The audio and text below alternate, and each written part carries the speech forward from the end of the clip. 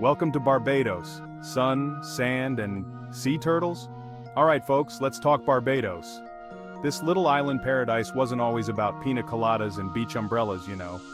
Way back when, before the tourists and the fancy resorts, Barbados was chillin' with its indigenous Arawak buddies. Now, these Arawaks, they were all about living off the land, fishing, farming, you know, keeping it real. They called Barbados Iuga name, which probably meant something like land of the red-footed tortoises. Yep, you heard that right, tortoises. Apparently Barbados was crawling with them back in the day. Not the most glamorous start, I know, but hey, everybody's gotta start somewhere, right? Fast forward to the 1600s, and the party's over for the peaceful Arawaks. The Europeans showed up, claimed the island for themselves, typical, right? And decided to turn Barbados into a giant sugar factory. Now, sugar was the hot commodity back then. Everybody wanted a piece of that sweetness. Problem was, growing sugar is a lot of work. Like, a lot of work. So what did they do? They brought in enslaved Africans to do the heavy lifting. And that, my friends, is where the story takes a turn for the worse. The 1700s in Barbados? Let's just say it was all sugar all the time. We're talking sugarcane fields as far as the eye could see, windmills churning out molasses, and ships sailing off loaded with the sweet stuff. But behind all that sugar was a whole lot of pain and suffering. Enslaved Africans were forced to work tirelessly in brutal conditions. It was a dark chapter in Barbados's history, and one that we can't ever forget. But even in the face of such adversity, the spirit of the Barbadian people persevered. They kept their culture alive through music, dance, and storytelling, planting the seeds for a brighter future. 1834, the year slavery was finally abolished in Barbados. You'd think folks would be jumping for joy, right? Well, it wasn't quite that simple. See, freedom came, but the sugar industry was still running the show. And guess who was still doing most of the work? Yep, the newly freed people stuck in a system that still kept them down. It was tough going for a while. The economy was still tied to sugar, and when sugar prices went down, Barbados felt the pinch. But the people of Barbados are resilient, I tell you. They started looking for new ways to make a living, trying their hand at different crops and finding their voice in the fight for equality. Section 5. Shaking things up. Barbados tries new flavors in the 1900s. By the 1900s, Barbados was ready for a change. Sugar wasn't as sweet as it used to be, and the island needed something new to spice things up. Enter diversification. Barbadians started branching out, trying their hand at growing other crops like cotton and bananas. And guess what? They were good at it. They also started flexing their entrepreneurial muscles, setting up small businesses and finding their footing in a changing world. Oh, and let's not forget the big one, the push for independence. After years of being under British rule, Barbados was ready to stand on its own 2 feet. Section 6. Sun's out, tourists out. Barbados finds its groove in the 70s. The 1970s were a turning point for Barbados. Remember those tourists we talked about? Well, they finally discovered this hidden gem in the Caribbean, and boy did they come flocking. Suddenly Barbados was the place to be. Beautiful beaches, crystal clear waters, and sunshine galore. What more could you ask for? The tourism industry exploded, bringing with it jobs, money, and a whole new vibe to the island. But it wasn't just about pina coladas and beach umbrellas. Barbados was also busy building up its manufacturing sector, making everything from clothes to electronics. Things were looking up. Section 7, hold your horses, the 80s. Throw a curveball, but Barbados hits it back. The 1980s started with a bit of a hiccup. Remember that diversification thing? Well, it turns out putting all your eggs in one basket, even if it's a beautiful sunny basket full of tourists, can be a bit risky. When the global economy took a bit of a nosedive, Barbados felt it. The island's economy, heavily reliant on tourism, faced significant challenges. Tourism slowed down and things got a little uncertain. Hotels saw fewer guests and local businesses felt the pinch. But you know what they say, when the going gets tough, the tough get going. The resilient spirit of the Barbadian people shone through. Barbados rolled up its sleeves, tightened its belt, and got to work. The community came together, brainstorming ways to revive the economy. They focused on diversifying the tourism industry, attracting visitors from all over the world, and offering more than just sun and sand. New attractions, cultural experiences, and eco-tourism initiatives were introduced. Festivals celebrating Barbadian culture, music, and food became major draws.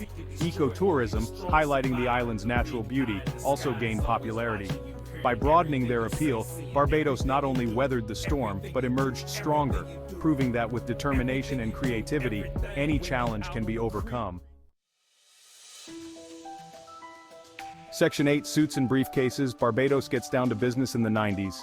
By the 1990s, Barbados was ready to shed its image as just a pretty face. Sure, tourism was still booming, but the island was ready to show the world it had brains too. Enter the financial services sector.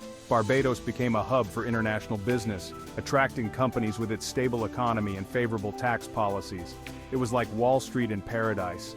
Well, maybe not quite as crazy, but you get the picture. Barbados was making a name for itself in the world of finance, and things were looking pretty darn good. Section 9, Y2K and other headaches. The 2000s throw some shade. Remember that whole Y2K scare? Yeah, that was fun, wasn't it? Luckily, the world didn't end, but the 2000s still had a few tricks up their sleeve. First, there was 9/11, which hit the tourism industry worldwide. Then came the global financial crisis of 2008, which really threw a wrench in the works. Barbados, despite its best efforts, couldn't escape unscathed. Tourism took a hit, and the economy slowed down. It was a tough time for everyone, but Barbados kept its chin up and its eyes on the prize, a brighter future.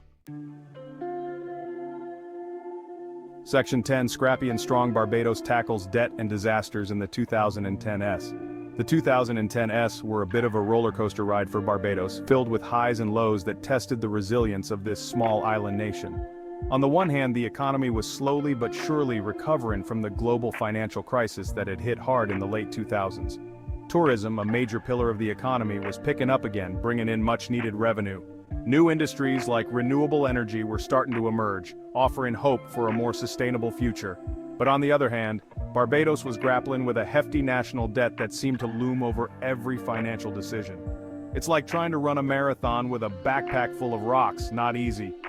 The weight of the debt was a constant burden, slowing down progress and making every step forward a struggle. The government had to make some tough decisions, implementing austerity measures and trying to get the debt under control. These measures were often unpopular, leading to public protests and debates about the best path forward. And just when things were starting to look up, bam! The unexpected struck. Hurricane Irma and Maria swept through the Caribbean, reminding everyone of the ever-present threat of natural disasters. The damage was extensive, and the recovery efforts required significant resources and time. It was a stark reminder of the challenges faced by small island nations like Barbados. Balancing economic recovery, debt management, and disaster preparedness was no small feat, but the spirit of the Barbadian people remained unbroken. Through it all, the community came together, showing resilience and determination. They rebuilt, they innovated, and they continued to push forward, embodying the true spirit of Barbados.